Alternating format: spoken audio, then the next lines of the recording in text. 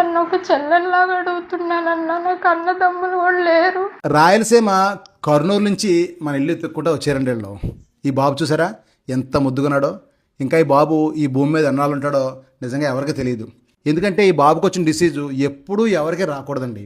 DND అని ఒక రకమైన ప్రాబ్లం వచ్చింది.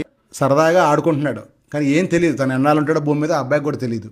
అక్కడికి తల్లిదండ్రులు ఇద్దరు ఈ 4 ఏళ్ల బాబు కోసం 1 year నుంచి క్లౌడ్ ఫండింగ్ చేస్తున్నారు.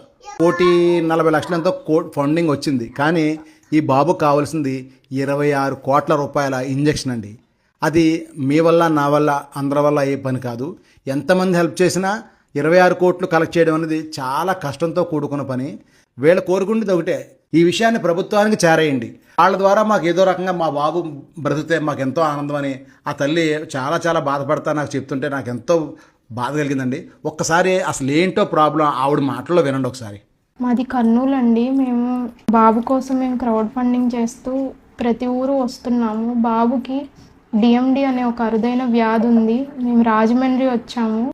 అన్నకి కాల్ చేయగానే బాబు గురించి తెలుసుకొని అన్న నుండి అయితే బాగా సపోర్ట్ వస్తుందండి.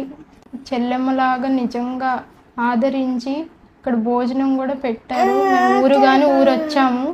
డబ్బుల కోసం అని కాదండి, ఎవరన్నా దాతలు బాబుకి ముందరకు వచ్చి ఇంజెక్షన్ వేయించండి. మేము ఊరూరా తిరుగుతున్నాము. ఇది ప్రభుత్వం దృష్టి వరకు వెళ్తే బాబునైతే మేము సేవ్ చేసుకోగలం. అన్నం తినే చేత్తో అడుగుతున్నానండి. ప్లీజ్ అండి మా బాబుకి పునర్జన్మ ఇవ్వండి. నాకు 2 బాబులండి. ఈ బాబు పెద్ద బాబు, ఒక చిన్న బాబు ఉన్నాడు, పాలు తాగే పిల్లోడు అని మా అమ్మ దగ్గర పెట్టేసి బాబు కోసం తిరుగుతున్నామండి. ఇన్ఫ్లుయెన్సర్స్ ప్లీజ్ ఒక వీడియో తీయండి అన్న బాబు కోసం. నేను రాజమండ్రి రాగానే అన్నకు కాల్ చేయగానే అన్న బాగా రెస్పాండ్ అయ్యి బాబుకి ఈ విధంగా హెల్ప్ చేయడానికి ముందుకొచ్చారు. ప్లీజ్ మీరు కూడా ఒక వీడియో చేయండి. ఇది ప్రభుత్వం దృష్టికి వెళ్తే ఎలా అయితే అంతకుముందు ఒక పాపని కాపాడారో మీ అందరూ కలిసి ఇది ప్రభుత్వం దృష్టికి తీసుకువెళ్ళండి అన్న. ప్లీజ్ బాబు కోసం ఒక వీడియో చేసి బాబుని సేవ్ చేయండి అన్న.